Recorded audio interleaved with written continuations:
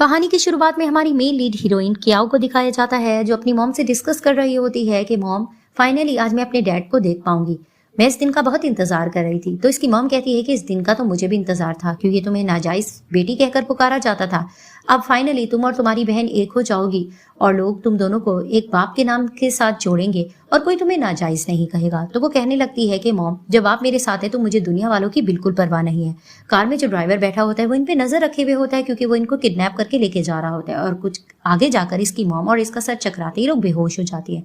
Finally दिखाया जाता है इनको किडनैप करके एक जगह ले जाते हैं। क्याओ को जैसी होश आता है तो वो सामने अपनी स्टेप सिस्टर को देखती है, जिसे देखकर वो हैरान होती है। अब इसकी सिस्टर, जिसका नाम फेंग है, वो मुस्कुरा रही होती है और कहती है कि फाइनली तुम्हें देखकर अच्छा लगा। तो वो उसको कहती है, फेंग तुम यहाँ, ये बताओ मेरे डैड कहाँ है।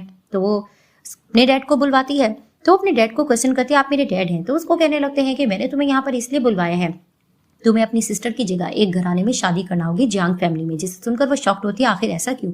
तो वो उसको साफ कहने लगते हैं कि नहीं, तुम्हें अपनी बहन की जगह वहां पर शादी जरूर करना होगा। वो क्वेश्चनिंग करती है तो उसकी सिस्टर फैंग उसको कहने लगती है कि तुम्हें पता नहीं है कि जियांग फैमिली बहुत रिच फैमिली में कहलाई जाती है सिटी की, और तुम तो लकी समझो कि हम तुम्हें वहां पर शादी करके भेज रहे हैं। बस बात यह है कि उसका कार एक्सीडेंट में कुछ गड़बड़ हो गई थी, वो डिसेबल हो गया। जिससे सुनकर वह हैरान होते और क्वेश्चन करने लगती है कि अच्छा, मुझे लगा था कि मेरे डैड को मेरी याद आई है, मुझे नहीं पता था कि उन्होंने इस कारण से मुझे यहाँ बुलाया। अब उसके डैड उसको कहने लगते हैं, तुम्हारी मॉम ने तुम्हारी ये परवरिश की, और उसको बातें सुनाने लग रहे होते हैं। वो भी बहस करती है तो फैंग कहने लगती है, इसके हाथ खोलो। जैसे इसके हाथ खोल दिए जाते हैं, इसको प्रेशराइज किया जाता है शादी का। ये नहीं मानती तो साफ कहते हैं कि ठीक है, तुम यहाँ पर सरो मरो जो करना है, लेकिन तुम्हें वहां ही शादी करना होगी। वो जाने लगती है तो फैंग दोबारा से उसको कहती है कि ठीक है, अगर तुम शादी के लिए नहीं मानोगी तो तुम्हारी मॉम तुम्हें कभी नहीं मिल पाएगी। अपनी मॉम का सुनकर वो हैरान होते और क्वेश्चनिंग करने लगती है, मेरी मॉम कहाँ है। तो ये बाप बेटी उसे टॉर्चर करने लगते हैं और कहने लगते हैं, जहां पर भी है सेव है, तुम्हें मानना होगा। तो वहां पर ही वो अपनी मॉम के बारे में सोचने लगती है और वो यही सोचती है कि मॉम से बढ़कर इस दुनिया में मेरे लिए कोई नहीं है। तो वो हार मान जाती है और वो शादी के लिए अग्री कर जाती है। दिखाया जाता है हमारे मेन लीड हीरो, जिसका नाम मिस्टर जियांग है, जो कि डिसेबल होते हैं। अब उनका असिस्टेंट आकर उसको बताता है कि आपकी दुल्हन के आने का टाइम आ रहा है। तो उसको कहने लगता है कि ठीक है, मैंने नहीं सोचा था कि कियाओ फैमिली ऐसी निकलेगी कि ट्रिपल बंदे का नाम सुनकर भी उस शादी के लिए मान जाते हैं। तभी फिर वो कहने लगता है कि ग्रैंड माँ ने इस शादी को अरेंज किया था, लेकिन मैं ये कहना चाहूंगा कि मेरी मर्जी होगी मैं जब डाइवोर्स दूं। तो वहां पर ये असिस्टेंट कहता है, अच्छा आप ऐसा करने जा रहे हैं। तो वो कहता है कि ठीक है। तो दिखाते हैं दूसरी तरफ कार में कियाओ बैठ कर आ रही होती है। अब उस शादी से नाखुश होती है और रो रही होती है, लेकिन अपनी मॉम का सोचकर वो यही तहिया कर लेती है कि वो ये शादी को निभा के रहेगी, क्योंकि उसको अपनी मॉम को सही सलामत अपने सामने जो देखना है। तो दिखाते हैं कि जैसे ही वो कार से उतरती है तो दिखाते हैं सामने मिस्टर जियांग आते हैं। अब वो मिस्टर जियांग को देखकर हैरान होती है। तो उसको कहने लगते हैं, तुम रो क्यों रही हो, तुम्हें तो खुश होना चाहिए, आखिर तुम यहाँ पर आई हो। लेकिन वो उसको कहने लगती है कि ये बस खुशी के आसे ही समझो, क्योंकि मुझे मेरा हस्बैंड मिला है। तो वो हस्बैंड का नाम सुनकर हैरान होता है। तो दिखाया जाता है कि क्याओ को रूम में लेके जाकर चेंज करवाया जा रहा होता है और उसको बताया जा रहा होता है कि आज आपको अपने हस्बैंड के रूम में शिफ्ट कर दिया जाएगा। जिसे सुनकर वो थोड़ा शर्माने और मुस्कुराने लगती है। अब रूम में उसको बहुत महंगी चीजें दिखाई जा रही होती है, जिसे देखकर वो शॉक्ड हो रही होती है और कहती है, ये लोग इतनी रिच फैमिली, मैंने सोचा नहीं था। अब वो चीजें देखकर ये भी सोच रही होती है कि लगता है कि मिस्टर जियांग का मूड बन चुका है, वो वार्म वाटर और इस तरह की चीजें चाह रहे हैं। वो मुंह में बुड़बुड़ कर इस तरह की बातें कर रही होती है, लेकिन वो कहती है, सुना है कि मिस्टर जियांग बहुत ज्यादा स्केरी हैं, पता नहीं उनको ये पता भी है कि औरत और मर्द का क्या रिलेशन होता है। वो इस तरह की बात करती है। पीछे से मिस्टर जियांग आते हैं और कहने लगते हैं, तुमसे किसने कहा कि मुझे इस रिलेशन के बारे में नहीं पता। तो वो हैरान होकर कहती है कि तुम रूम में नॉक करके क्यों नहीं आई। तो उसको कहने लगता है, ये मेरी मर्जी, ये मेरा रूम है, मैं जो करूँ, तुम्हें होती कौन हो बोलने वाली। तो वो उसको मुंह तोड़ जवाब देकर जाने लग रही होती है। तो मिस्टर जियांग उसको रोक देते हैं। तो उसको कहती है कि व्हील चेयर पर बैठकर तुम्हें इतनी ताकत है, तुम कैसे कर सकते हो, छोड़ो मुझे। वो जाने लगती है तो मिस्टर जियांग खड़े हो जाते हैं, जिसे देखकर वो शॉक्ड होती है, क्या तुम खड़े हो गए हो। तो वो उसको कहता है कि मेरे बारे में ज्यादा जानकारी करने की जरूरत नहीं है, मुझे तुम लोगों के बारे में तो पता चल गया है कि मेरी शादी किसी और से फिक्स हो रही थी, लेकिन तुम्हारे फादर ने अपनी नाजायज बेटी को मेरे गले डाल दिया। मैं तुम्हें ये कहना चाहूंगा कि मुझे इस शादी में इंटरेस्ट नहीं है और मैं जल्दी तुम्हें डाइवोर्स दूंगा। जिसे सुनकर वो शॉक्ड होती है, क्या डाइवोर्स। और वो हंस भी रही होती है मन ही मन में, क्योंकि वो भी यही चाह रही होती है। तो वो हैरानगी से कहता है कि इस चीज को लेकर तुम हैप्पी क्यों हो रही हो। तो वो मन में सोती है, मैं पकड़ी ना जाऊं, क्योंकि वो भी नहीं शादी करना चाह रही थी। तो वो कहती, मैंने तो ऐसे ही कहा। तो उसको कहता है कि ऐसे तुम कैसे कह सकती हो। वो बातें सुनाकर जाने लगता है। वो रोकने भी लगती है, वो उसको धक्का देता है। तो दिखाते हैं कि इसकी नोज से ब्लीडिंग स्टार्ट होती है। तो वो हैरान होकर कहता है, तुम ठीक हो। वहां इसका सर चकराने लगता है। तो वो उसको पकड़ने लगता है, वो बेहोश हो जाती है। तभी वो मेड को मेडिसिन लेने के लिए भेजता है। वहां पर ही दिखाते हैं उसका असिस्टेंट आता है। इन दोनों को करीब देखकर वो अपने बॉस को छेड़ने लग रहा होता है, लेकिन वो उसको टोक देता है कि ऐसे मत कहो, मैं इसको लिटा रहा हूँ और मैं यहाँ से जा रहा हूँ। तो दिखाते हैं वो उसको बेड पर लिटाकर वहां से चला जाता है। तो दिखाया जाता है कि सुबह में जैसे ही जाग होती है वो देखती है कि उसकी नोज की ब्लीडिंग ठीक हो गई और वो वॉशरूम देखकर कहती है इतना बड़ा वॉशरूम मैंने जिंदगी में कभी नहीं देखा। वो ये सारा चीज का जायजा लेकर बाहर निकलती है तो मेड उसको ब्रेकफास्ट करने के लिए आवाज लगाती है तो वो नीचे आ जाती है। सीन चिप होता दिखाया जाता है कि जैसे ही ब्रेकफास्ट के नीचे क्या आती है तो वहां पर ही मिस्टर जियांग बैठ कर ब्रेकफास्ट कर रहे थे, वो भी उसके साथ बैठ जाती है और ब्रेकफास्ट करने लगती है। वो जिस तरह से खा रही होती है तो मेड उसको टोक रही होती है कि इस तरह से फॉक से नहीं खाया जाता।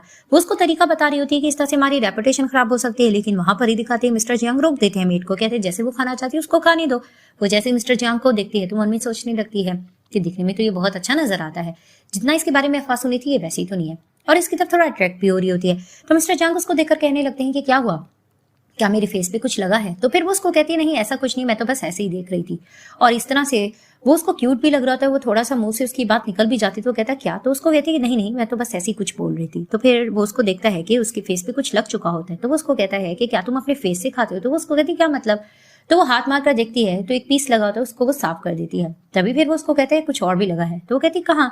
तो फिर वो उसको कहने लगता है तुम्हारी टीथ पे। वहां पर वो एम्बैरेसमेंट फील करने लगती है और मिस्टर जियांग खा के वहां से जा चुके होते हैं। वो मिरर में जैसे देखती है तो देखती है कि कुछ भी नहीं है। तो कहती है कि लगता है इसने मुझसे झूठ बोला है। वहां पर ये मेड इनकी क्यूट नोट जोक देख कर कहने लगती है लगता है कि साहब को आप पसंद आ गई हो, अब आपकी फैमिली छोड़कर मत जाना। तो वो मन में सोचने लगती है कि अपनी मॉम के लिए मुझे यहाँ पर वैसे भी रहना पड़ेगा।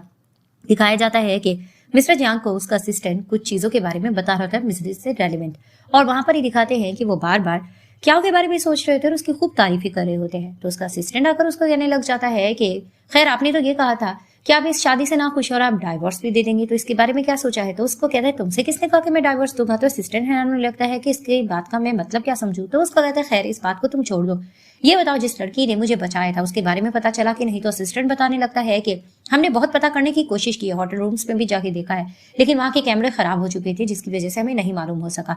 लेकिन वो उसको इस चीज के लिए ध्यान रखने का कहते हैं कि वो लड़की जब भी मिल जाए तो मुझे जरूर बताना।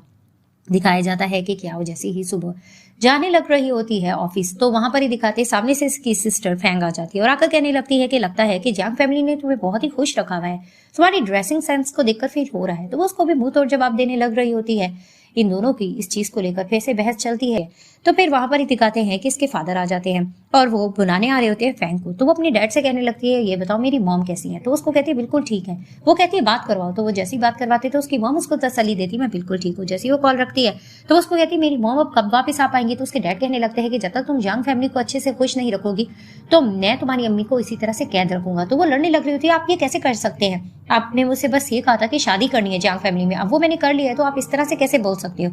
लेकिन वो उसको साफ कहने लगते हैं थप्पड़ मार के कि तुम मुझसे इस तरह से जबान दराजी नहीं कर सकती हो, मैं जैसा कहूंगा तुम्हें वैसा करना होगा। तो मेड साइड ले लेते हैं कि आप मैडम के साथ ऐसा नहीं कर सकते। तो उसको कहते तुम होती कौन है बोलने वाली? इनकी आर्ग्यूमेंट चल रही होती है।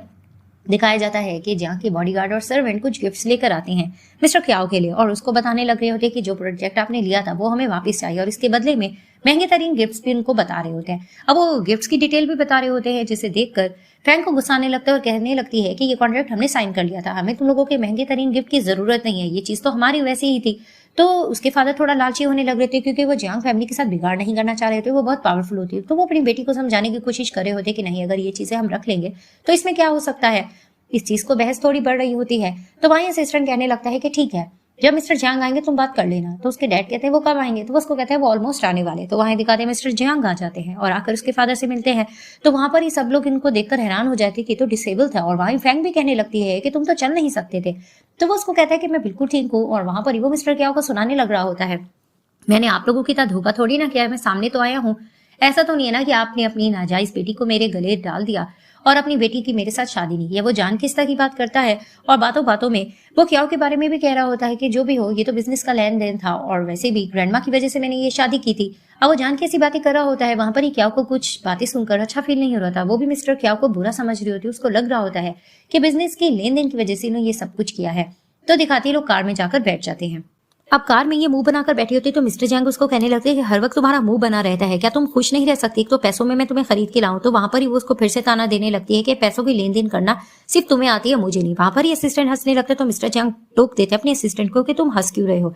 तो दिखाते हैं कि मिस्टर जियांग इसको घर लेकर जाते हैं और इसको कहने लगते हैं कि कल एक पार्टी तुम्हें मेरे साथ जाना होगा। वो इनकार करती है तो उसको कहते हैं कि तुम इस तरह से इनकार नहीं कर सकती। तो वो उसको कहने लगती है तुम्हें मैं कैसे सेटिस्फाइड करूं, वैसे भी तुम्हें मेरी स्माइल तो पसंद है नहीं। तभी फिर वो फेक स्माइल बनाकर दिखाकर कहती है क्या इस तरह से सेटिस्फाइड हो गए। तो उसको कहते हैं कि हाँ इसी तरीके से रहना। वो उसको सुनाकर चला जाता है, ये इसको बुरा भला कहने लगती है। तो मेड कहने लगती है कि इसमें क्या हो गया, मुझे ऐसा लगता है कि साहब आपके साथ बहुत ज्यादा खुश है। तो वो उसको कहती है कि सड़ियल किसी के साथ खुश हो नहीं सकता, तुमने उसका फेस नहीं देखा है। आप छुप कर मिस्टर जियांग ये बात सुन रहे होते हैं और वॉशरूम में चले जाते हैं और मिरर की तरफ देखकर सोचने लगते हैं क्या जो लड़की मेरे बारे में कह रही है मैं वाकई खड़ूस हूँ। तभी वो कहते नहीं ऐसा नहीं हो सकता है। तो दिखाया जाता है कि जैसे ही ये अपना काम कर रही होती है मिस्टर जियांग इसके रूम में जाने लगते हैं। तो वो कहती दरवाजा नॉक कौन कर करेगा। तो वो नॉक करके आते हैं। तभी फिर वो कहती ये तुम क्या कर रहे हो। तो वो उसको कहता है कि क्यों क्या हो गया, व्हील चेयर से लेकर अब तक मैं यही सोच रहा था कि तुम सोचती हो कि मैं तुम्हारे करीब नहीं आए, तो अब मौका है ना। तो वो उसको रोकने की कोशिश करती नहीं तुम्हें ऐसा करने की जरूरत नहीं। तो उसको कहता है इसमें क्या हो गया, हम दोनों हस्बैंड वाइफ तो हैं। इनकी आर्ग्यूमेंट चल रही होती है। तो मेड बुला लेती है मिस्टर जियांग को। वो जैसे ही जाते हैं तो मेड बताने लगती है कि जिस लड़की ने आपको 3 साल पहले बचाया था वो आ चुकी है। तो मिस्टर जियांग हैरान होते हैं क्या वाकई वो आ चुकी है। तो उसको कहते हैं ठीक है उसको मेरे सामने लाओ। तो जैसे ही वो लड़की जिसका नाम लीजा है जिसने मिस्टर जियांग को बचाया होता है वो आ चुकी होती है। तो मिस्टर जियांग उसे क्वेश्चनिंग कर रहे होते हैं 3 साल पहले तुमने बचाया था। वो कहती हाँ। तभी फिर वो उसको कहने लगते हैं कि मैं इसके बदले में तुम्हारी क्या हेल्प कर सकता हूँ। तो वहां पर ही वो घुटनों के बल बैठ जाती है और कहने लगती है कि प्लीज मेरे पास रहने के लिए कोई जगह नहीं है, मैं गरीब लड़की हूँ, तो आप मुझे रहने के लिए कोई जगह दे दे। वो बहुत मिन्नत करती है। तो वहां पर ही मिस्टर जियांग मान जाते हैं और उसको नीचे से उठाने लग रहे होते हैं। तो उसके हाथ में जख्म का निशान देखकर पूछते हैं ये तुम्हें चोट कैसे लगी। तो वो बताने लगती है कि उस हादसे के बाद मुझे बहुत सी चोटें लग चुकी थी। तो वो उसको कहते ठीक है तुमने मेरी जान बचाई थी, इसके बदले में तुम्हारे पास रहने की जगह नहीं तो मैं तुम्हें रहने के लिए दे दूंगा। जिसको सुनकर वो बहुत ज्यादा हैप्पी होने लगती है। तो मिस्टर जियांग अपने असिस्टेंट को कहते इसको लेकर जाओ। तो दिखाया जाता है कि मेड जैसे ही लीजा को उसका रूम दिखा देती है और कहने लगती है कि यहाँ पर आप आराम से रह सकते हो, किसी चीज की जरूरत हो तो बता देना। तो वो मेड का शुक्रिया अदा करती है। तभी वो कहने लगती है कि बॉस 2nd फ्लोर पे रहते हैं मैडम के साथ, आपको कोई और भी चीज की तंगी हो तो आप सिर्फ मुझसे कहना। तो वो कहती है ठीक है। जैसे ही वो मेड चली जाती है तो लीजा एक बहरूपिया होती है। दिखाया जाता है वो एक नंबर पर कॉल करती है और उसको कहने लगती है कि तुम्हारे कहने की वजह से मैंने हर चीज वैसी प्लान के मुताबिक कर ली और मैं यहाँ पर आ भी चुकी हूँ और मैं तुम्हें ये बताना चाहती हूँ कि जियांग की टांगे बिल्कुल ठीक है, वो चल सकता है। वो उसको ये सारी डिटेल बताकर प्लानिंग कर रही होती है कि अगर प्लानिंग के मुताबिक सब कुछ हो गया तो मैं जीत सकती हूँ। अब मेड जाकर बता देती है ये सब कुछ क्या हो कि एक लड़की आई है और यहाँ पर रह रही है, जिसे सुनकर ये जेलस होने लगती है और चिल्ला रही होती है। तो मेड कहती है गुस्सा मत करे। तो वो कहने लगती है कि नहीं नहीं मैं गुस्सा तो नहीं करी। तो मेड कहती है ठीक है आप सो जाओ। उसके जाने के बाद इसको जलन फील हो रही होती है कि ये कैसे कर सकता है, मेरी इजाजत के बगैर किसी को यहाँ पर कैसे ला सकता है। इस चीज को लेकर इसको अच्छा नहीं लग रहा था। और दूसरी तरफ से मिस्टर जियांग अपने असिस्टेंट से उसी सेवियर के बारे में डिस्कस कर रहे होते और उसके जख्म को लेकर भी बातें कर रहे होते कि उसको कैसे लग सकती। तो वो उसको कहता है कि लगता है कि उसको बहुत टॉर्चर किया गया था। बातों बातों में असिस्टेंट कहने लगता है कि ये बताएं कि अगर मिसिस कियाओ को इसके बारे में पता चलेगा क्या वो जेलस नहीं होगी। तो वो कहने लगता है वो क्यों जेलस होगी। तभी फिर वो उसको कहता है कि देख लेना अगर जेलस हुई तो समझो वो आपकी परवाह करती है, ना हुई तो इट मीन्स कि वो परवाह नहीं करती। तो मिस्टर जियांग सोच में पड़ जाते हैं। दूसरी तरफ से दिखाते हैं कि क्या वो यही सोच रही होती कि मुझे इतनी जलन क्यों हो रही है, अगर इसकी लाइफ में कोई आ भी गया तो इसमें क्या है, मेरी तो जान छूट जाएगी, मैं यहाँ से चली जाऊंगी। तो वहां पर मिस्टर जियांग आके कहने लगते हैं तुमने सोच भी कैसे लिया, तुम यहाँ से जा रही हो। तो वो कहती है क्या मतलब। तभी भी वो कहने लगते हैं तुम कहीं पे भी चली जाओ लेकिन तुम मुझसे बच नहीं सकती। और उसको पकड़ लेते हैं। वो हैरानगी से इसको देखने लगती है, अपना मुंह फेरने लगती है, लेकिन उसको अपने करीब करता है और उसको किस करता है। जैसे इसको किस करता है ये कुछ देर बाद उसको बाइट करती है। तो उसको कहता है ये तुमने क्या कर दिया। तो उसको कहने लगती है मैं और कुछ भी कर सकती हूँ। तो उसको कहता है कि ठीक है मैंने मान लिया है कि तुम जीत गई हो, मैं जा रहा हूँ। वो जाने लग रहा होता है तो उसको फिर से कहता है कि रूम लॉक कर लेना, मैं फिर आ सकता हूँ। तो उसको बातें सुनाने लगती है, वो जल्दी से वहां से चला जाता है। अब ये बार बार सोते वक्त किसके बारे में सोच रही होती है और बेचैन हो रही होती है कि मुझे क्या हो रहा है। तो कहती है कि खुद तो ये जाग रहा होगा, मैं जरा इसको जाकर देखूं। तो वो जैसे ही देखती है कि बुक रीड कर रहे होते मिस्टर जियांग, तो उसके बारे में सोचकर इसको कुछ अच्छा भी लग रहा होता है, लेकिन वो कहती है मुझे चले जाना चाहिए। कि अचानक पीछे मिस्टर जियांग खड़े होते हैं, जिसे देखकर ये डरती है। वो उसको खींच के रूम में लेकर आते हैं। तभी वो कहती है तुम क्या करने जा रहे हो। तो उसको ऑइंटमेंट देकर कहने लगती है मुझे लगाओ, मुझे जख्म हो रहा है। तभी फिर वो उसको लगाने लग रही होती है। तो बातों बातों में मिस्टर जियांग उसको कहने लगते हैं कि तुम डर क्यों रही हो।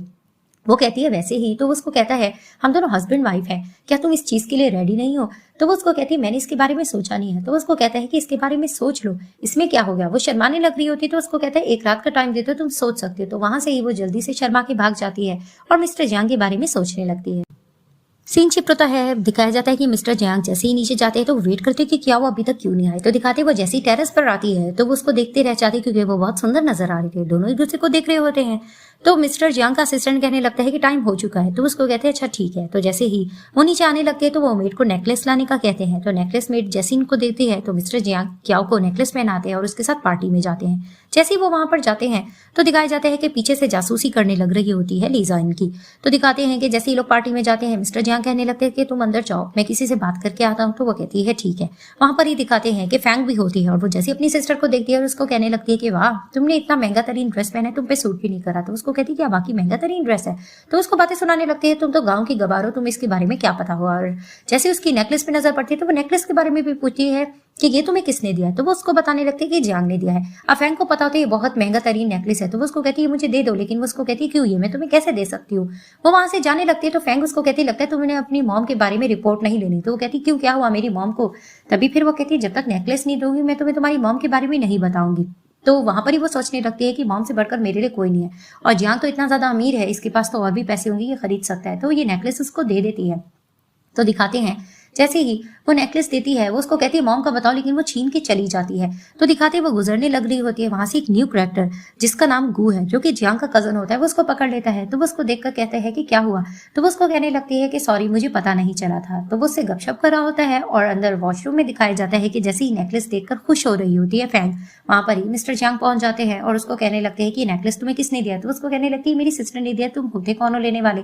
वो उसको कहने लगता है क्या इसने तुम्हें दिया। वो उससे जबरदस्ती ले रहा होता है, वो बहस भी करती है लेकिन वो उससे नेकलेस लेकर आ जाते हैं। तो दिखाते हैं कि जैसे ही वो आते हैं ढूंढने लग रहे होते क्याओ को। तो दिखाते हैं कि क्याओ बातें कर रही होती है मिस्टर गू के साथ। तो इन दोनों की गपशप देखकर वो आता है और आकर क्वेश्चन करने लगता है कि तुम इसके साथ क्या कर रही हो। तभी फिर वो उसको कहने लगता है कि कजन तुम्हें इतने दिन बाद देखकर अच्छा लगा और तुम तो अब अपने पाँव पे भी खड़े हो गए हो। तो वहां पर ही क्याओ हैरानगी से कहते हैं तुम दोनों कजन हो, एक दूसरे को जानते हो। तो वो उसको कहता है कि हाँ ये मेरा कजन है। तभी फिर वो बताता है कि मेरी आंटी का बेटा है। वहां पर ही अभी अपने कजन को पसंद नहीं करता होता तो वो उसको कहने लगता है कि तुम इससे दूर रहना। तो दिखाते हैं कि इसको जबरदस्ती लेके जाने लग रहा होता है। तो वो उससे लड़ने लगती है कि तुम मुझे इस तरह से जबरदस्ती क्यों लेके जा रहे हो, मैं तुम्हारे हुक्म पर नहीं चलने वाली। तभी फिर वो कहता है ठीक है इस मैटर को हम अभी ही डिस्कस करते हैं, ये तो तुम बताओ कि ये नेकलेस तुमने अपनी सिस्टर को क्यों दिया था। तभी वो कहने लगते हैं आई एम सॉरी, मेरे लिए ये जरूरी था और तुम तो इतने ज्यादा अमीर हो तो मुझे लगा है कि तुम्हें इस नेकलेस से फर्क नहीं पड़ेगा। तो वो गुस्सा होने लगता है कि अच्छा मुझे नेकलेस से फर्क नहीं पड़ेगा। वो उसको बातें सुनाकर चला जाता है। तो ये हैरान होने लगती है इसको क्या हो गया है। पीछे से दिखाते हैं कि गू आता है और कहने लगता है कि तुम्हारा हैंडबैग तो रह गया। वो हैंडबैग लेने लग रही होती है, फैंग आती है उसे हैंडबैग लेकर जोर जोर से मारने लगती है और कहने लगती है कि तुम तो बहुत गंदी लड़की हो, मैंने नहीं सोचा था कि तुम मेरे बॉयफ्रेंड को भी इस तरह से सीरियस करोगी। तो वो हैरानगी से कहने लगती है ये तुम्हारा बॉयफ्रेंड है। तो उसको कहने लगती है हाँ। तो इन दोनों की फिर से इस चीज को लेकर आर्ग्यूमेंट बढ़ने लग रही होती है, जिसमें दिखाते हैं कि मिस्टर गूस साइड लेने लग रहे होते हैं क्याओ की। तो वहां पर ही वो गुस्से से कहती है कि तुम इसकी साइड कैसे ले सकते हो, तुम मेरे बॉयफ्रेंड हो, इसकी साइड क्यों ले रहे हो। तो फिर वहां पर ही दिखाते हैं कि क्याओ नकल अपनी सिस्टर की उतारने लगती है। इसकी सिस्टर को गुस्सा आता है तो वो उसके बाल नोचने लगती है, दोनों बहुत ज्यादा जंगलियों की तरह लड़ते हैं। वहां पर ही दिखाते हैं कि इसके फादर आ जाते हैं और कहने लगती है सब कुछ क्या चला। तो फैंग झूठ बोलने लगती है कि देखिए इसने मुझ पर कितना हमला किया। तो उसके फादर अपनी बेटी को सुनाने लगते हैं कि तुम तो गांव से पली बड़ी हो, तुम बिल्कुल गवार हो, क्या कोई अपनी बहन के साथ ऐसा भी करता है। तो वहां पर ही दिखाते हैं पीछे से मिस्टर जियांग आ जाते हैं और कहने लगते हैं कि ये सब कुछ क्या चल रहा है और प्रोटेक्ट करने लगते हैं क्याओ को। और वहां पर ही बातों बातों में कहने लग जाते हैं कि मुझे ऐसा लगता है तुम्हारी जीत हुई, तुमने इसकी अच्छे से पिटाई की है। वहां पर ही फैंग को गुस्सा आने लग रहा होता है और क्याओ मुस्कुराने लगती है और दिखाते हैं कि मिस्टर जियांग इसको अपने साथ लेकर आ जाते हैं। तभी फिर वहां पर ही वो उनका थैंक्स भी करती है और उससे सॉरी भी करने लग रही होती है। तभी वो उसको कहने लगता है कि मुझे अच्छा लगा कि तुम अपने आप को प्रोटेक्ट कर सकती हो, खैर घर चलना होगा। तो उसको कहती है तुम्हारा मूड ठीक हो गया, लेकिन उसका मूड खराब होता है और वो घर की तरफ चला जाता है। अब दिखाते हैं कि ये मिरर में अपना जख्म देख रही होती है तो मेड आकर इसको मेडिसिन देती है और कहती है कि मिस्टर जियांग कह रहे थे कि ये लगा लेना। तो वो उससे बातों बातों में पूछती है नेकलेस के बारे में कि वो नेकलेस को लेकर इतना प्रोटेक्टिव क्यों थे। तो वो बता देते कि नेकलेस इनकी मॉम का था, जिसकी वजह से वो बहुत ज्यादा सैड थे। जिसे सुनकर वो हैरान होती, क्या वाकई उनका मॉम का था, वो तो उनके लिए बहुत कीमती होगा। वो जाने लगती है, मेड रोक भी रही होती है लेकिन वो तुरंत वहां पर चली जाती है। दिखाते हैं कि मिस्टर जियांग शॉवर लेकर निकले हुए होते हैं, वो उनको विदाउट शर्ट देखती है तो अपना मुंह छुपाने लगती है। तो उसको कहता है तुम बता के नहीं आ सकती थी। तो वो सॉरी करने लग रही होती है और जाकर अपॉलॉजी कर लेती है कि मैं तुमसे सॉरी करने के लिए आई हूँ, मुझे नहीं पता था कि ये नेकलेस तुम्हारे लिए इतना इंपॉर्टेंट है, तुम्हारी मॉम का था। तो वो उसको कहता है कि इतना मेरे लिए इंपॉर्टेंट था, तुमने किसी को क्यों दे दिया। वहां पर ही वो सॉरी वगैरह भी करने लग रही होती है। तो फिर वो उसको कहने लगता है कि ठीक है। अब ये दोनों थोड़ा आपस में मस्ती भी कर रहे होते हैं और वो कहती लगता है तुम्हारा मूड ठीक हो गया, लेकिन वो यही जताता है वो नाराज है। वो उसको पीछे से तंग कर रही होती है और उसकी तरफ आने लगती है, दोनों का धक्का लगता है। तो उसको देखकर कहता है कि क्या हुआ। तुम्हें धक्का लगने से इतनी रेड क्यों हो रही हो? तो उसको कहती कुछ नहीं। तो वो उसको कहता लगता है तुम मेरी बॉडी को देखकर ग्रीडी हो रही हो। वो कहती है ऐसा कुछ भी नहीं, लेकिन वो कहता है मैं तो ग्रीडी हो रहा हूँ। तो जबरदस्ती उसको ले जाते हैं और दोनों रोमांटिक नाइट स्पेंड कर लेते हैं। जैसे ही सुबह में इनकी जाग होती है तो वो जियांग को देखकर मन में सोचने लगती है कितना ज्यादा हैंडसम है। तो वो क्या कहता है कि देख लिया मुझे? तो वो कहती है ऐसा कुछ नहीं है। तो वो उसको कहने लगता है कि खैर तुम्हारा और दिल कराई करने का। तो वो शर्माने लगती है ऐसा कुछ नहीं है। तो वो उसको कहता है कि ठीक है मुझे देर हो रहा है, मैं ऑफिस के लिए जाऊंगा, तुम नीचे ब्रेकफास्ट कर लेना। और उसकी फोरहेड पे किस करता है और उसको ब्रेकफास्ट कह के चला जाता है। सीन शिफ्ट होता है, दिखाया जाता है कि ऑफिस में मिस्टर जियांग काम कर रहे होते हैं। तो वहां पर ही उनका कजन गूंज आता है और उसको कुछ फाइल्स दे रहा होता है। तो वो उसको कहने लगता है कि मुझे मिस्टर जियांग कहकर पुकारा करो, क्योंकि दोनों कजन की आपस में बनती नहीं होती। तो वो उसको फाइल देता है और उधर ही असिस्टेंट मिस्टर जियांग को किसी काम से बुला लेता है। वो जैसे ही चला जाता है और वहां पर ही मिस्टर गू सोच रहे होते हैं कि वो अपने कजन को कैसा नीचा दिखाएगा।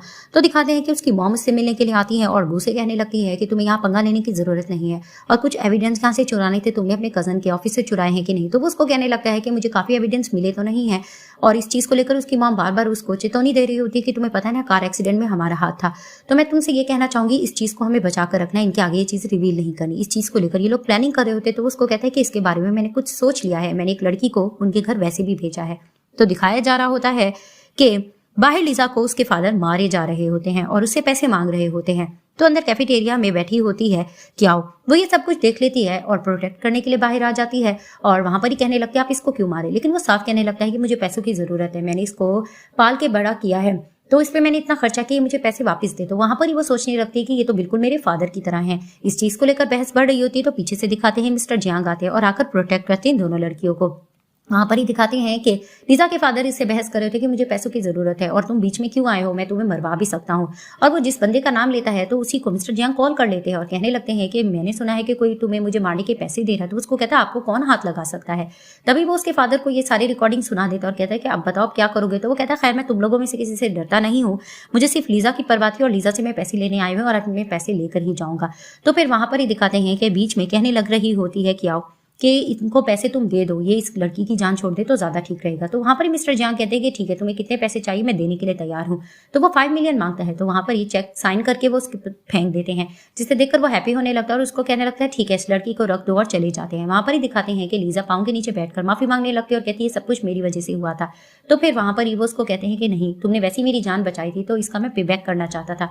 बीच में क्या कहने लगती है कि तुम फिक्र मत करो, कुछ पेरेंट्स होते ही ऐसे हैं, वो अपने बच्चों को नहीं समझते हैं।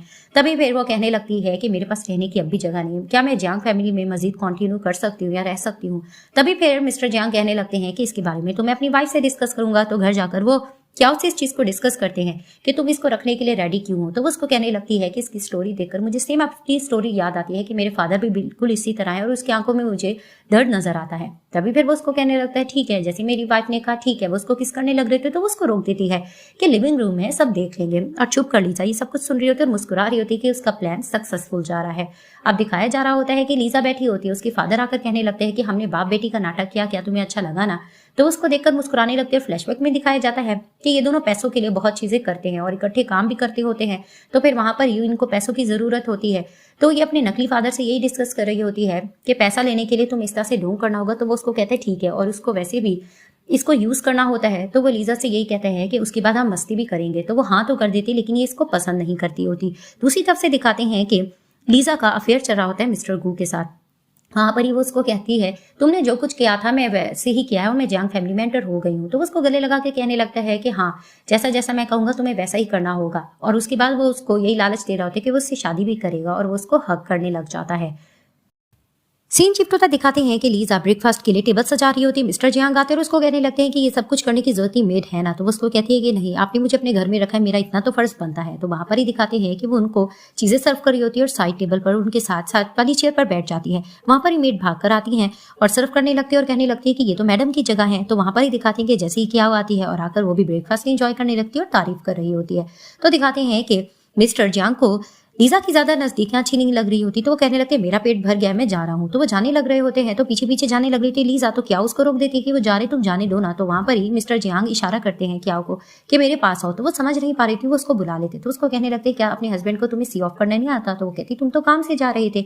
तो फिर वहां पर ही वो कहते कि हाँ और उसको अपने करीब करके फोरहेड पे किस करता है और चला जाता है, यानी तरीका बताते हैं कि इस तरह से सी ऑफ किया जाता है। वो देखकर मुस्कुराने लगती है। पीछे से मेड कहने लगती है आपको ग्रैंडमा बना रही है, जिसे सुनकर वो हैरान होती है। वो ग्रैंडमा के पास मिलने के लिए जाती है। तो वहां पर ही दिखाते हैं वो एक पेंटिंग देखकर इंप्रेस हो रही होती है। मिस्टर गू आते हैं और उसको तारीफ करने लगते हैं कि ये तो ग्रैंडमा ने बनाई थी, और उसको फेमस नाम भी बता रहे होते हैं कि उनको इनकी पेंटिंग्स भी आती है, जिसे देखकर वो इंप्रेस होने लग रही होती है। वहां पर ही दिखाते हैं कि ग्रैंडमा की एंट्री होती है और वो आकर बातें सुनाने लगती हैं कि तुम लोगों की शादी को इतने दिन गुजर गए, तुम लोगों को तो याद ही नहीं था कि मुझसे मिलने के लिए आओ। वो खफा होकर अंदर चली जाती है, पीछे पीछे क्या हो जाती है और जाकर सॉरी करने लगती है कि नहीं ग्रैंडमा, मुझे और मिस्टर जियांग को टाइम नहीं मिला था, वरना हमने जरूर आना था। वो नाराजगी जता रही होती है। वहां पर ही दिखाते हैं कि फैंग आ जाती है और वो भी ग्रैंडमा के लिए फ्रूट केक्स वगैरह लेकर आई होती है। और बातों बातों में जब वो देखती है कि यहाँ पर क्या खड़ी है, तो ग्रैंडमा के आगे उसको बुली करने लगी होती है कि इस लड़की का यहाँ पर क्या काम है। एक तो ये जियांग फैमिली में आगे इसकी हैसियत नहीं थी और ऊपर से ये नाजायज है। तो ग्रैंडमा उसको टोकने लग जाते कि तुम इसको नाजायज मत कहो, इसमें तुम्हारे फादर का ही कसूर था, तुम बार बार इस तरह इसको कहकर मत पुकारो। तभी फिर ग्रैंडमा कहती है खैर आज मैंने लंच पार्टी रखी है, तुम सब यहाँ पर होगे ना। और वहां पर ही वो पूछने लगती है ये बताओ कि जियांग आएगा कि नहीं। तो वहां पर ही क्या यकीन दिलाती है कि वो जरूर आएगा, आप फिक्र मत करें, हम उसको जरूर लेकर आएंगे। तो ग्रैंडमा हैप्पी हो जाती है। दूसरी तरफ से दिखाती हैं कि मेड जाकर मिस्टर जियांग से कहने लगती है कि ग्रैंडमा ने बुला लिया। तो वो इस चीज को लेकर गुस्सा होने लगते हैं कि हम दोनों को अचानक से ऐसे क्यों बुला लिया और ये बिन बताए मुझे चली गई। तभी फिर मेड बनाने की कोशिश कर रही होती है कि आपको वहां पर जाना होगा। तो वो कहते कि नहीं ग्रैंडमा वैसी मुझे गलत समझती है, उनको लगता है कि उनके बेटे की और बहू की मौत मेरी वजह से हुई है, हालांकि उसका मैं जिम्मेदार नहीं था। लेकिन मेड उसको बहुत बना रही होती है कि आपको आज जाना चाहिए, उनके साथ बैठकर लंच कर लेना चाहिए। तो वो कहता है कि नहीं मुझे नहीं जाना। तो उसको कहने लगती है आपको जाना होगा, क्योंकि क्याओ ने भी कहा है कि जब तक आप नहीं आओगे तो वो वापस नहीं आएगी। तो क्याओ का नाम सुनकर वो उसको बुरा भला कहता है और कहते हैं अब तो मुझे जाना ही होगा। अब ये लोग सब बैठकर लंच कर रहे होते हैं। तो मेड आकर ग्रैंडमा को बता देता है कि जियांग आ रहे हैं। जैसे वहां पर जियांग आता है तो वहां पर ही उसका मन तो नहीं होता और क्या उसको समझाने की कोशिश कर रही होती है। उसको पता होता है कि इन दोनों के दरमियान कोई मिसअंडरस्टैंडिंग है, लेकिन पहले वो मान नहीं होता, फिर वो टेबल पर बैठ जाता है और जबरदस्ती क्या उसको खिला रही होती है और ग्रैंडमा उससे अच्छी बात करने की भी कोशिश कर रही होती है। वो मुंह तोड़ जवाब दे रहा होता है। वहां पर ही दिखाते हैं कि ग्रैंडमा इसके लिए एक पीनट केक मंगवाती है कि तुम ये खाओ। जैसे वो नाम सुनता है पीनट केक, वहां पर ही वो फेंक के चला जाता है। क्या वो क्वेश्चनिंग भी करने लगती है ये सब कुछ क्या चल रहा है, तुम ऐसा क्यों करो ग्रैंडमा के साथ। लेकिन वो गुस्सा होकर चला जाता है। तो दिखाते हैं जैसे ही जियांग घर जाता है वो अपने मॉम डैड की फोटो देखकर रोने लग रहा होता है कि कार एक्सीडेंट में उनकी डेथ हो गई थी। और फ्लैशबैक में दिखाया जा रहा होता है कि जब इनके एक्सीडेंट में डेथ हो जाती है तो ग्रैंडमा वहां पर बहुत ज्यादा रो रही होती है अपने बेटे को लेकर और सारा ब्लेम वो जियांग पे ही लगा रही होती है कि तुम्हारी वजह से वो बाहर सामान लेने गए थे और तुम्हारी वजह से ही उनकी मौत हुई है। अब वो इस तरह से बोल रहे होते हैं। वहां पर उनकी बेटी और दामाद खड़े होकर उनको समझा रहे होते हैं कि ये तो बच्चा है, आप ऐसा क्यों कह रही हैं, लेकिन वो इसको ही ब्लेमिंग कर रही होती है। तो वो ये सब कुछ देखकर रो रहा होता है। अब मेड से सब कुछ पूछ रही होती है क्या हो कि ये सब कुछ क्या चल रहा था। तो वो बताने लगती हैं कि हमेशा से ग्रैंडमा ने मौत की जिम्मेदार जियांग को ठहराया है। तो वो हैरान हो रही थी कि ग्रैंडमा दिखने में तो ऐसी नजर नहीं आती, वो जियांग पे सारा ब्लेम क्यों कर रही है। अब वो पीनट केक वाली बात भी पूछती है तो वो मेड बता देती है कि पीनट केक से हमेशा से जियांग को एलर्जी रही थी। ग्रैंडमा को पता भी था, उन्होंने जान के ऐसा क्यों दिया है, जिसे सुनकर वो थोड़ा शॉक्ड होती है और वो समझ जाती है कि जियांग थोड़ा सा सैड होगा। तो वो उसको चिल करने के लिए उसके पास चली जाती है, उससे बातें करने की कोशिश कर रही होती है, लेकिन उसका मूड थोड़ा ऑफ होता है, वो ज्यादा उसको रिस्पॉन्स नहीं दे रहा होता। तो वो उसको कहने लगती है कि तुम हंसते हुए ज्यादा अच्छी लगती हो, इस तरह से सैड अच्छे नहीं लगते हो। तभी फिर वो उसको बात करते करते उसको गले से लगा लेता है कि तुम्हारे होते हुए मुझे कभी भी गम नहीं आ सकता। तो वो हंसने लग जाती है। नेक्स्ट डे दिखाया जाता है कि क्या वो अपने फादर के पास जाती है। उसके फादर को बिजनेस में थोड़ा लॉस हो रहा होता है, तो वो जियांग की हेल्प के बारे में उससे हेल्प मांग रहे होते हैं और उसको बोल रहे होते हैं कि मुझे एक फेवर चाहिए। तभी वो कहती है ठीक है मैं ये देने के लिए तैयार हूँ, लेकिन मुझे मेरी मॉम के बारे में भी तो बताओ। तो इसके फादर उसकी मॉम का सुनकर बार बार बात को टाल रहे होते हैं। तो फिर बात करते करते इनकी बाप बेटी की जैसे हमेशा से आर्ग्यूमेंट चलती है फिर से चलने लग जाती है। वो इसको और इसकी मॉम को थोड़ा बुरा भला कह रहे होते हैं। तो ये लड़ रही होती है कि आप मेरी मॉम के बारे में ऐसा नहीं कह सकते हैं, आप हर बारी उनको गलत क्यों कहते हो और मुझे अपनी बेटी की तरह एक्सेप्ट क्यों नहीं करते। तो वो उसको थप्पड़ मारते थे कि तुम जबान दराजी क्यों कर रही हो। तभी वो कहती है जब से मैं आपसे मिली हूँ आपने 3-4 बार मुझे थप्पड़ मार दिया, आप मेरे साथ ऐसा क्यों करते हैं। और बहुत लंबी स्पीच देती है जिसमें वो साफ कह रही होती है कि हमेशा से आपने मेरी बहन को दर्जा दिया और मुझे नहीं दिया और मेरे साथ ऐसा आप क्यों करते हैं और मॉम को ब्लेमिंग क्यों करते हो। वहां पर ही दिखाते हैं कि फेंग आ जाती है और अपने बाप की साइड लेने लगती है और इसको बुरा भला कह रही होती है। तो क्या भी इससे क्वेश्चन कर रही होती है कि तुम लोग हमेशा मेरे साथ ऐसा क्यों करते आए हो। तो फिर इन दोनों की भी लड़ाई हो जाती है और दिखाते हैं कि क्या कुछ ज्यादा ही इसकी मॉम के बारे में गलत कहती है। तो फैंग की जी ये बात सुनती है तो क्या फैंग को थप्पड़ लगा देती है। तो वो अपने फादर को कहने लगती है ये देखिए इसने मुझे कैसे मारा है। तो उसके फादर कहने लगते हैं कि तुम इसको क्यों मार रहे हो और अपनी बेटी से प्यार कर रहे थे जिसे देखकर इसको बुरा फील हो रहा था। तभी उसके फादर कह देते हैं कि तुम सच्चाई सुनना चाहती ना, मैं तुम्हें बता देता हूँ कि मैं तुमसे नफरत इसलिए करता हूँ क्योंकि मैं तुम्हें पैदा करना नहीं चाहता था था और तुम्हें पता है कि तुम्हारी मॉम नाइट क्लब वाली औरत थी, वो पता नहीं किस किस के साथ थी और उसने जब तुम्हें भी पैदा किया तो मुझसे छुपाए रखा। जब ये बात पता चली और जब फैंक की मॉम को भी ये बात पता चली, वो नाराज होकर अब्रॉड चली गई और उनका वहां पर डेथ हो गई थी। अब वो इसकी मॉम के कैरेक्टर को लेकर बुरा भला कह रहे होते, जिसे देखकर वो मान नहीं रही होती कि नहीं मेरी मॉम ऐसी नहीं है, तुम लोग झूठ कह रहे हो। तो ज्यादा बात बढ़ जाती है, जिसे सुनकर वो रोते हुए चली जाती है। अब दिखाते बाहर बैठकर ये रो रही होती है तो जियांग ढूंढते ढूंढते आ जाता है और क्या को कहने लगता है मैं तुम्हें हर जगह ढूंढ रहा था, तुम आखिर कहाँ थी। तो वो रोकर कहती है कि नहीं, जो भी सब कह रहे मेरे मॉम के बारे में ऐसा नहीं है, ऐसा नहीं हो सकता। और बहुत ज्यादा वो इस चीज को लेकर दिल पर ये बात लगा लेती है और रोने लगती है और वहीं वो बेहोश हो जाती है और मिस्टर जियांग उसको हॉस्पिटल ले जाते हैं। दिखाया जाता है कि जैसे ही हॉस्पिटल में क्या को लेके जाते हैं तो मिस्टर जियांग बहुत ज्यादा परेशान हो रहे थे और इसकी रिपोर्ट लेने की कोशिश कर रहे थे। तो डॉक्टर बताने लगता है कि इनका शुगर लेवल लो हो गया था जिसकी वजह से ऐसे हुआ है। और वो बातों बात में पूछते कि इसके अलावा कुछ और भी है। तो उसको कहते हैं आप क्या पूछना चाह रहे थे। उसको कहते कि मेरी वाइफ प्रेग्नेंट है तो नहीं। तभी वो कहते कि नहीं, इसका बस शुगर लेवल लो हो गया था और ऐसा कुछ भी नहीं, उसमें तो नोजिया वगैरह और वॉमिटिंग होती है। तो वहां पर ही दिखाते हैं कि असिस्टेंट मुस्कुरा रहे थे तो मिस्टर जियांग कहते तुम कुछ ज्यादा नहीं मुस्कुरा रहे थे। उसको कहते हैं कि मैं हैरान हूं कि मेरा बॉस डैड बनने के लिए बेताब हो रहा है। तो उसको कहते हैं लगता है तुम्हारी कहीं और शिफ्टिंग या ट्रांसफर कर देना चाहिए। तो वहां पर ही असिस्टेंट बहाना करके चला जाता है। तो मिस्टर जियांग जैसे ही अंदर जाते हैं तो वहां पर ही उससे पूछते तुम ठीक हो ना। तो उसको कहती है हाँ मैं ठीक हूँ। और कहते हैं कि तुम्हें कुछ खाने के लिए चाहिए। तभी वो कहती है हाँ मुझे भूख तो लग रही है। तो उसको गले से लगा लेते हैं कि तुम घर चलो, मैं तुम्हें मजे मजे की चीजें खिलाऊंगा। तो दिखाते हैं कि ये लोग घर में बैठकर खा पी रहे होते हैं और मिस्टर जियांग इसकी बहुत केयर कर रहे होते हैं। तो ये मुस्कुरा कर कहती है कि तुम मेरे साथ इतने अच्छे क्यों हो। तो फिर वो उसको कहने लगता है कि ऑफ कोर्स अगर मैं तुम्हारे साथ अच्छा नहीं होगा तो कौन तुम्हारे साथ अच्छा होगा, मैं तुम्हारा हस्बैंड जो हूँ। तो इनकी नजदीकियां देखकर लीजा को अच्छा नहीं लग रहा था क्योंकि उसका मिशन होता है इन दोनों को दूर करने के लिए। नेक्स्ट डे दिखाते हैं कि क्याओ ग्रैंड मदर से मिलने के लिए चली जाती है। अब ग्रैंड मदर वहां पर गार्डनिंग कर रही होती है, जाकर मिलती है और उनसे प्यार मोहब्बत की बातें करती है और बहुत सी चीजें उनको बता रही होती है, फ्रूट्स के बारे और प्लांट्स के बारे में। ग्रैंड माँ उससे बहुत इंप्रेस हो रही होती है और बातों बातों में वो ग्रैंड माँ का जियांग के लिए दिल अच्छा करने के लिए उसकी खूब तारीफें भी कर रही होती है। अब जिस ताकि वो उसकी तारीफें कर रही होती है तो पीछे दिखाते मिस्टर गू आ जाते हैं। तो ग्रैंडमा कहने लगती हैं कि मैं चेंज करके आती हूँ, तुम दोनों बातें करो। वहां पर ही वो उसको कहने लगता है तुम क्या बातें कर रही थी। तो वो कहने लगती है कि ऑफ कोर्स मैं जियांग की तारीफें कर रही थी, वो अच्छा इंसान है। तभी वो कहता है कि वाकई तुम उस पर ट्रस्ट करती हो। तो उसको कहती है हाँ। तभी फिर वो कहते हैं अगर उसने तुम्हें धोखा दे दिया तो वो साफ कहने लगती है कि नहीं, वो मुझे कभी भी धोखा नहीं दे सकता है। तो दिखाया जाता है कि जैसे ही रात में ग्रैंडमा फ्री होकर बैठ जाती हैं तो क्या उसके पास जाती है और उससे बातें करी थी। तो ग्रैंडमा कहती है तुम्हारे साथ रहकर मुझे आज बहुत अच्छा लग रहा है। तो वो उसको कहने लगती है ठीक है मैं आपके साथ स्टे कर लेती हूँ। तो ग्रैंडमा कहती है कि नहीं, जियांग नाराज हो जाएगा। तो वो उसको कहती है कि नहीं, मैंने उससे परमिशन ले रखी है, उसने कहा है कि आज मैं रुक जाऊं। जिसे सुनकर ग्रैंडमा थोड़ा हैप्पी होने लगती है और मन में सोचने लगती है कि फर्स्ट टाइम मेरे लिए जियांग इतना अच्छा सोच रहा है। अब दिखाते हैं जियांग ने बहुत ज्यादा पी रखी होती है, वो घर आ रहा होता है। तो जैसी ही मेड उसको देखती है तो उसको सूप बनाकर देने जा रही होती है। वहां पर ही बैठी होती है लीजा, वो जानकर धक्का देती है मेड को। तो मेड के ऊपर सूप गिर जाता है। तभी फिर वो कहती है कि क्या हुआ, ये आप किसको देने जा रही थी। तो वो कहती है कि मैं जियांग को देने जा रही थी। तो लीजा कहती है मैं दे देती हूँ, लेकिन मेड उस पर थोड़ा ट्रस्ट नहीं कर रही होती। तो वहां पर ही वो नाटक करने लगती है कि आप भी मुझे पसंद नहीं करते। तो मेड कहती है ऐसी बात नहीं है। तो वहां पर ही वो बनने लग रही होती है कि मुझे पता है आप मुझे पसंद नहीं करते, जिस तरह मेरे डैड मुझे नहीं पसंद करते, मुझे कोई भी पसंद नहीं करता। वो इस तरह ब्लैकमेलिंग करके थोड़ा रोने भी लगती है। तो मेड उसकी बातों में आती है और कहती है ऐसी बात नहीं है, तुम खुद जाकर दे दो। वहां पर ही वो प्लान कर लेती है, वो जाती है मिस्टर जियांग के पास और जैसे ही वहां पर जाती है वो उसको सूप देने लगती है। वो उसको कहते हैं तुम यहाँ पर क्या कर रही हो। तो वो उसको कहती है कि मेड ने कहा था ये आपको दे दो तो आप ले लो, उसने उसमें ड्रग मिलाया होता है। जैसे ही वो पी लेते हैं तो दिखाते हैं कि कुछ देर बाद वहां पर जैसे ही आती है सुबह में क्या वो देखती है इन दोनों को बेड पर एक साथ लेटा हुआ, जिसे देखकर वो शॉक्ड हो जाती है। तो जैसे ही इनको होश आता है तो फिर मिस्टर जियांग देखकर हैरान होते हैं और कहने लगते तुम यहाँ पर क्या कर रही थी। तो वो उसको कहती है कि रात आपने बहुत ज्यादा पी ली थी तो इसीलिए आप मेरे पास आए। जिसे सुनकर गुस्सा आता है क्याओ को और वो वहां से चली जाती है। तो दिखाते पीछे पीछे क्याओ के मिस्टर जियांग जाते उसको रोकने की कोशिश करते और एक्सप्लेनेशन देने लगते, वो उसको थप्पड़ मार देते। तो उसको कहती है तुम दोनों को बेड पर एक साथ देखा है और इसके अलावा मैं क्या सुन सकती हूँ, लेकिन वो उसको यकीन दिलाने की कोशिश करते जैसा तुमने देखा वैसा नहीं है। अब वो बहुत उसको मना रहे थे और उसको साफ कहते हैं कि मुझे एक सूप दे दिया गया था, उसके बाद मुझे कुछ भी याद नहीं है। तो वो उसको कहती है मैं कैसे ट्रस्ट करूँ। उसको कहते हैं कि नहीं, मैं तुम्हें इसकी सारी एक्सप्लेनेशन और प्रूफ दूंगा, तुम मुझे थोड़ा टाइम तो दो, लेकिन तुम यकीन करो मैं ऐसा नहीं हूँ। वो थोड़ा मान जाती है, वहीं उसको गले लगा लेते और उसको कहते हैं तुम्हें यकीन करना चाहिए, मैं ऐसा इंसान नहीं हूँ, मैं तुम्हें धोखा नहीं दे सकता। तभी वो कहती फिर तुमने लीजा के बारे में क्या सोचा। अब लीजा से लोग क्वेश्चनिंग कर रहे होते हैं तो लीजा साफ कहने लगती है कि आई एम सॉरी, मुझे पता नहीं चला था, रात की सब कुछ हो गया है। तभी फिर वो उसको कहते हैं कि तुम मेरे रूम में किस तरह से आ गई, ये सब कुछ कैसा हुआ है। तो वहां पर ही वो हार मानकर कहने लगती है कि पहली नजर में मुझे आप पे प्यार आ गया था, जब से मैंने आपको बचाया था उस दिन से लेकर आज तक मैं आपके बारे में सोच रही हूँ और मैं तो आपकी मेड बनने के लिए भी तैयार हूँ। जिसे सुनकर क्या को थोड़ा जेलसी फील होने लगती है। वो कहती है ये मैटर तुम लोग यहाँ पर सॉल्व करते रहो, मैं ग्रैंड माँ के पास जा रही हूँ। वो गुस्से से जाने लग रही होती है।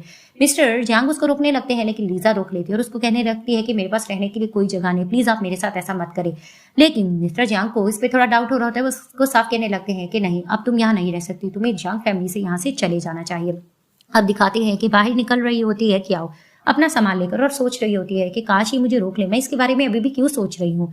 अब वो ये चीजें सोच रही होती है, सामने से दिखाते मिस्टर गू आता है और इसे कहने लगता है कि तुम कहाँ जा रही हो सामान बांध कर, क्या तुम ग्रैंडमा के पास जा रही हो, क्या तुम लोगों की लड़ाई हो गई है। वो इसे इस तरह की क्वेश्चनिंग कर रहा होता है तो पीछे से दिखाते हैं कि फैंग आती है और आकर जोर से अपनी बहन को थप्पड़ लगाकर कहती है कि दिन दहाड़े तो मेरे बॉयफ्रेंड को सीड्यूस करियो। तो उसको कहती है ऐसा कुछ भी नहीं है। इन दोनों को इस चीज को लेकर आर्गुमेंट बढ़ती है तो मिस्टर गू साथ दे रहे होते हैं कियाओ का। तो वहां पर ही फैंग उसको कहती है तुम इसका साथ क्यों दे रही हो। तो ग्रैंडमा आ जाती है और आकर कहने लगती है क्या तमाशा चल रहा है, और कहने लगती है ये क्या हुआ। तो कियाओ कहती है क्या ग्रैंडमा आपके पास मैं कुछ दिन के लिए रह सकती हूँ। तो ग्रैंडमा को देखकर फील हो जाता है। तो कहती है देखकर तो लग रहा है कि तुम्हारी लड़ाई हुई है, तो ये बात ठीक नहीं है। मैं तुम्हें यही कहूंगी कि तुम वापस घर चली जाओ, घर जाओगी तो ठीक रहेगा, इस तरह तुम लोगों की मिसअंडरस्टैंडिंग ओके हो जाएगी। तभी वो मेड को इशारा करती है कि इसका सामान अंदर लेके जाओ, लेकिन इसको गुस्सा आ रहा होता है जांग पर। तो वो कहती नहीं ग्रैंडमा मैं उसके पास वापस नहीं जाऊंगी, मुझे यहाँ से जाने में। गुस्से से चली जाती है तो ग्रैंडमा सोचने लगती है लगता है इनकी लड़ाई बढ़ गई है।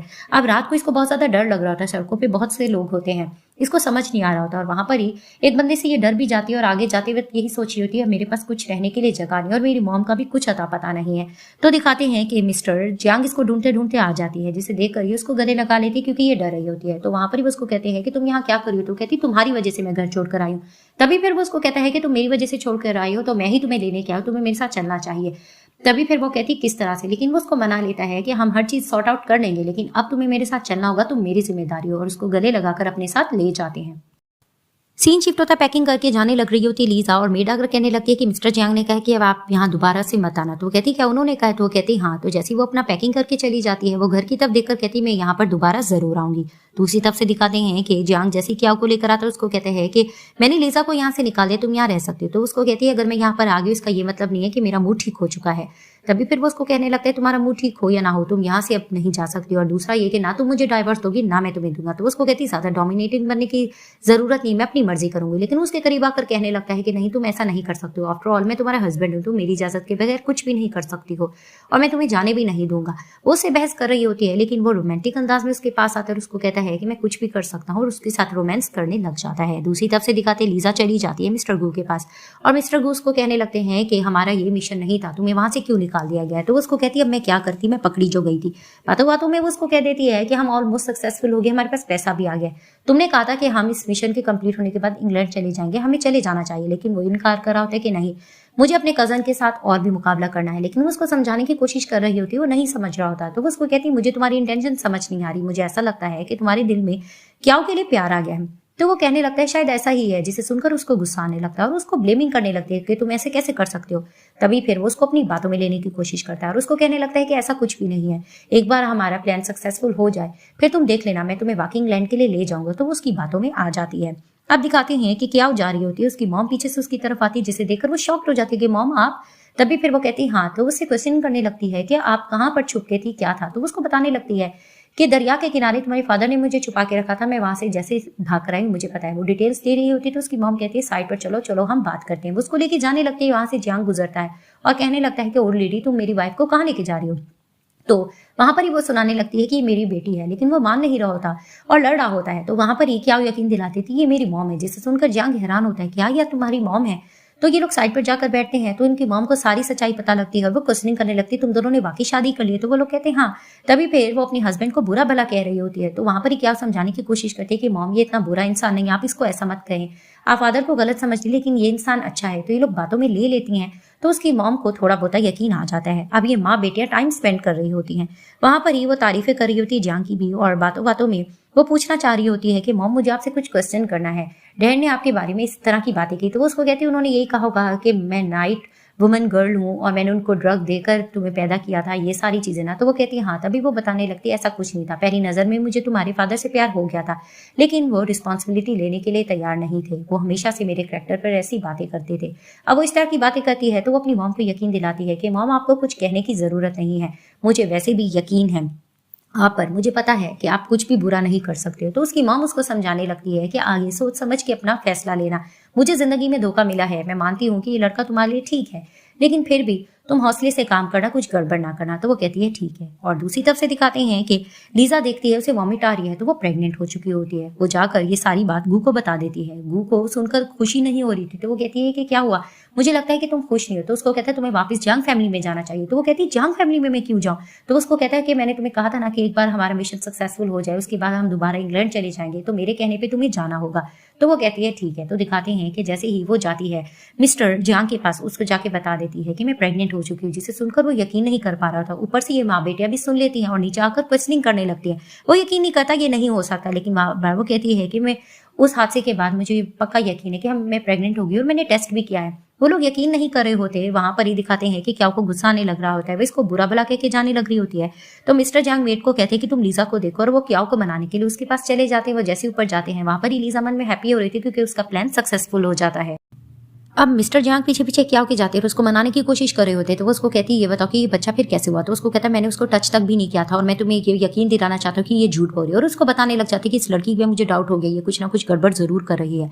लेकिन वहां पर ही वो मान नहीं रही होती, लेकिन उसको गले से लगा लेते और उसको खूब मनाने की कोशिश करते और उसको साफ कहते तुम्हें मेरा साथ देना होगा, ये वैसे भी ये हमें जुदाई कराने की कोशिश करिए, हम इसके आगे जान के नाटक करके लड़ेंगे ताकि हम इसके प्लान को सक्सेसफुल ना होता देख सके।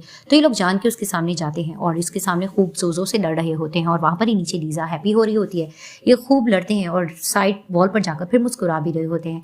तो दिखाते हैं कि लीजा मिस्टर गू को कॉल कर देती है और उसको बताने लग जाती है कि वाकई हमारा प्लान सक्सेसफुल जा रहा है, इन दोनों में जुदाइयां हो रही हैं और ऐसा ही लग रहा है कि इनकी डाइवोर्स भी हो सकती है। तो दिखाया जाता है कि जैसे ही गू के पास जाती है फैंग, क्योंकि वो उसको पसंद करती होती है, लेकिन फैंग उसको इनकार कर देता है कि मेरे दिल में कोई और है, मैं तुम्हें पसंद नहीं करता। तो वो रोकर कहने लगती है कि मैं तुम्हें इतना पसंद करती हूँ, तुम्हारे दिल में आखिर कौन है ऐसा। तो वो उसकी सिस्टर क्याओ का नाम जान के ले लेता है, जिसे देखकर उसको गुस्सा आने लगता है। तो उसको कहती है कि तुम कैसे कर सकते हो। तो फिर वो उसको कहने लगता है कि बस मेरे दिल में उसके लिए प्यार है, मैं क्या करूँ। जिसे सुनकर इसको बहुत ज्यादा गुस्सा आने लगता है कि मैं इनको छोड़ूंगी नहीं। वो वहां से गुजरने लगती है तो फोन पर अपने डैड को भी बात करता हुआ देख रही होती है और उसको चिंता हो रही होती है कि क्याओ की मॉम भाग चुकी है।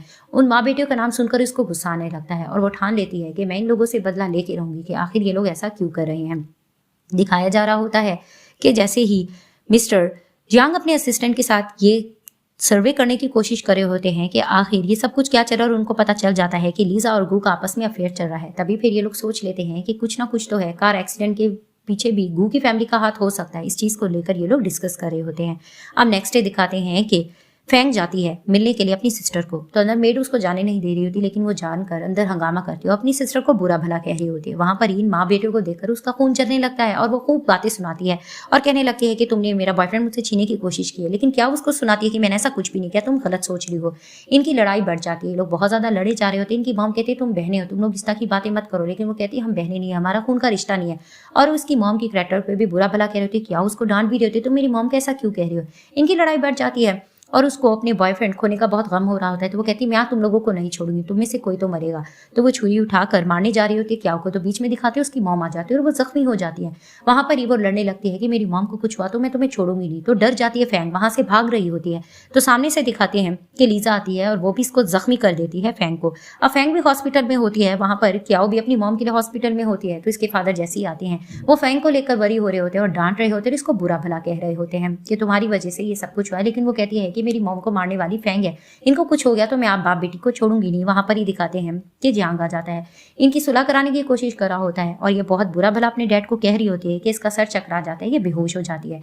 जैसे इसको होश आता है ये उठती है तो सामने जियांग होता है, ये अपनी मॉम के बारे में पूछने लगती है। तो वो उसको कहता है कि वो खतरे से बाहर है, आईसीयू वार्ड से इनको निकाल दिया गया है, लेकिन ये कोमा में जा चुके हैं। कोमे का नाम सुनकर ये बहुत ज्यादा चिल्लाने लगती है कि मैं इन लोगों को छोड़ूंगी नहीं और बहुत ज्यादा गुस्सा कर रही होती है। इसको कूल करने की भी कोशिश करता है, ये फिर बेहोश हो जाती है। दिखाया जाता है कि जैसे इसकी मॉम वार्ड में होती है वहां पर एक पर्सन जाता है और जहर का इंजेक्शन इनकी ड्रिप में लगाकर चला जाता है। अब दिखाते हैं कि जियांग बैठा होता है क्याओ के साथ और इसको यकीन दिला रहा होता है कि तुम्हारी मॉम बिल्कुल ठीक हो जाएंगी। तभी पे दिखाते हैं कि जियांग को कॉल आती है और बता दिया जाता है कि क्याओ की मॉम की डेथ हो गई है, जिससे सुनकर ये परेशान हो जाता है। तो वो कहती हुआ क्या है, तो फिर वो उसको बता देता है तुम्हारी माँ अब इस दुनिया में नहीं रही, जिसे सुनकर ये फिर से बेहोश हो जाती है। तो जियांग इसको हॉस्पिटल लेकर जाता है, वहां पर ही दिखाते हैं इसका असिस्टेंट आता है और आकर बताने लगता है कि इसकी मॉम की रिपोर्ट्स में यही बताया गया कि इनको पॉइजन दिया गया है। तभी इनके कान और ज्यादा ऊंचे हो जाते हैं और ये लोग कहने लगते हैं आखिर ये सब कुछ क्या चल रहा है, और गू की तरफ इनको ज्यादा डाउट होने लग रहा होता है। अब दिखाते हैं कि मिस्टर फैंग बैठकर अपनी बेटी के पास रो रहे होते हैं। वहां पर ही दिखाते हैं कि जैसे ही मिस्टर गू की मॉम आती है, वो जैसे ही इनको देखती है सिंपैथी दिखाने की कोशिश करती है, लेकिन वो उसको टोक देते हैं कि तुम्हारी बेटी की वजह से ये सब कुछ हुआ है। तो फैंग ने कदम उठाया, आखिर ऐसा क्या था? तुम्हारी बेटी ने प्रॉमिस किया था मेरी बेटी से शादी करने के लिए, उसने शादी करने से इनकार क्यों कर दिया है? तो वहां पर ही वो कहने लगती है कि इसमें फैंग की गलती है, इसकी नेचर ही कुछ इस तरह से है कि मेरा बेटा इससे चिढ़ सा गया था। लेकिन वो उसको साफ सुनाने लगते हैं कि तुम्हें क्या लगता है मुझे तुम लोगों की करतूतों के बारे में पता नहीं है? जियांग के पेरेंट्स के साथ जो तुम लोगों ने किया, उनका कार एक्सीडेंट करवाया था, उसके बारे में मुझे सारा कुछ पता है। अब वो ये सारे उनकी राज खोल रहे होते और साफ कहते कि तुम अपने भाई से जेलस हो गई थी और ग्रैंडमा की नजर में तुम अच्छा बनने के लिए सारा नाटक कर रही थी, और हालांकि इन सबके पीछे तुम थी, कार एक्सीडेंट करवाने वाली तुम थी। वो उसको ब्लैकमेल कर रहे थे, वो सुना भी रही थी, तुम मुझे इस तरह से ब्लैकमेल नहीं कर सकते, लेकिन उनका गुस्सा भरा होता है, वो उसको खूब सुनाकर वहां से निकल जाते हैं बाहर। ये सब कुछ गू सुन रहा होता है, उसको खतरा फील हो रहा होता है फैंग के फादर से, तो वो आगे जा रहे होते हैं तो वो उसको भी किडनैप कर लेते हैं। दिखाया जाता है कि मिस्टर जियांग अपने असिस्टेंट के साथ ये सारी चीजें तफ्तीश कर रहे होते हैं और उनको पता चल रहा होता है कि सब कुछ करने वाले किस तरह से लीजा और गू थे, और उनको बातों बातों में ये चीज भी पता चल जाती है कि कार एक्सीडेंट के पीछे भी इन्हीं लोगों का हाथ था। तो ये लोग इनको जल्द पकड़ने के लिए तरकीबें सोचने लग रहे होते हैं।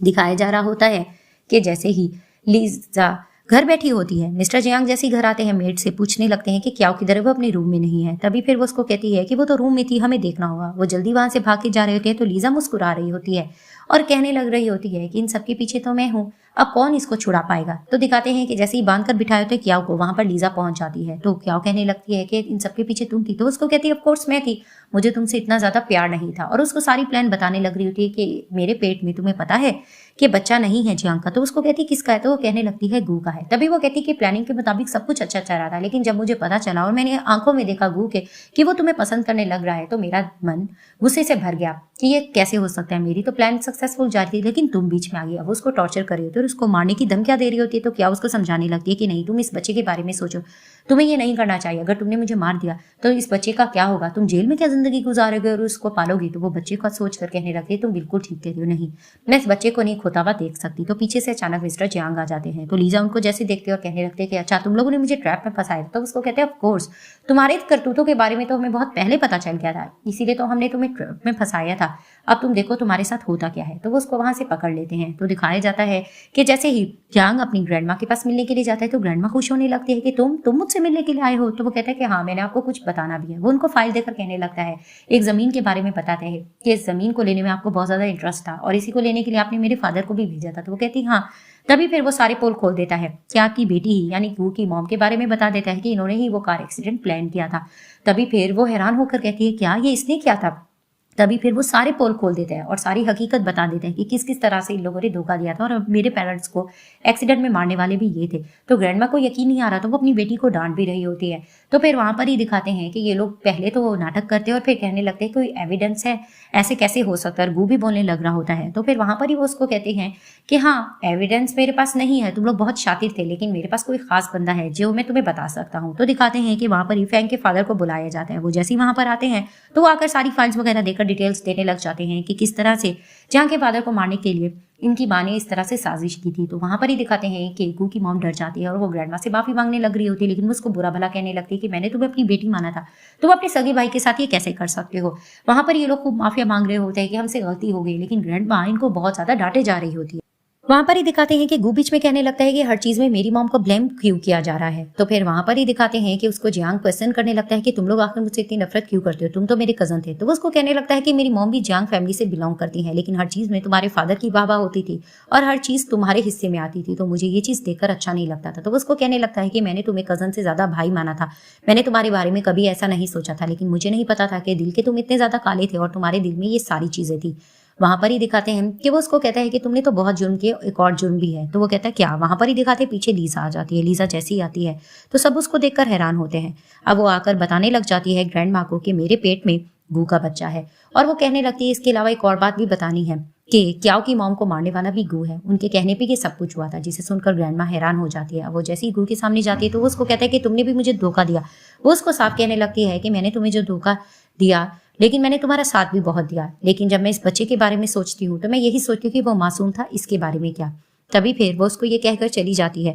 वहां पर ही दिखाते हैं कि ग्रैंड माँ फिर से आकर बुरा भला कहने लग रही होती है गू को, और वहां पर ही आकर जियांग को सॉरी करने लगती है कि हर बारी मैंने तुम्हें गलत समझा, मुझे ये लगता था कि तुम्हारे पेरेंट्स की मौत की जिम्मेदार तुम हो, लेकिन मुझे नहीं पता था कि इन सब के पीछे मेरी बेटी निकलेगी।